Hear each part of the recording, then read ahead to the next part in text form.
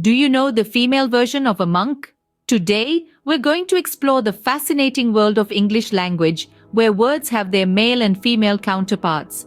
It's an intriguing aspect of English that can significantly enhance your vocabulary. Knowing these versions not only enriches your word bank, but also deepens your understanding of the language, making your conversations more nuanced and precise.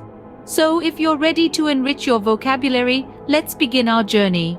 Ever wondered what a female czar would be called? Let's dive into some intriguing examples of male and female versions of English words. We'll start with some common ones before moving on to the more complex. Let's take monk and nun. Originating from Old English, monk refers to a male member of a religious community, while nun is the female counterpart. Picture this: the monk meditated in the monastery while the nun prayed in the convent. Next up we have fiancé and fiancée. These words come from the French language, with fiancé referring to a man engaged to be married and fiancée referring to a woman. Imagine saying, "My fiancé proposed to me at sunset while his sister, my future fiancée, watched with joy." Now let's look at Tsar and Tsarina. These originate from the Russian language, where Tsar means an emperor and Tsarina is his empress. Envision this: the Tsar issued a decree while the Tsarina attended to the royal children. Finally, we have prosecutor and prosecutrix. These Latin-derived words refer to a person who conducts legal proceedings against someone, with prosecutor for males and prosecutrix for females. Try this one on for size.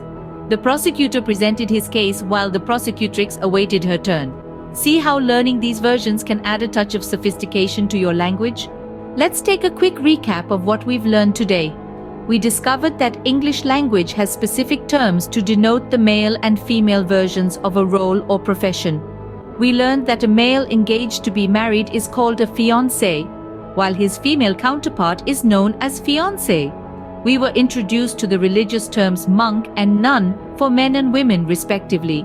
We also delved into the legal world, understanding that a female prosecutor is referred to as a prosecutrix. Turning our attention to royalty, we found that a female czar is called a tsarina, and in the world of singleness, a bachelor has his female equivalent in a spinster. Lastly, we explored the dairy industry, where a milkman is complemented by a milkmaid. Remember, language is a powerful tool, and with every new word you learn, you're one step closer to mastering it. So keep learning, keep growing, and don't forget to subscribe for more interesting videos on English learning.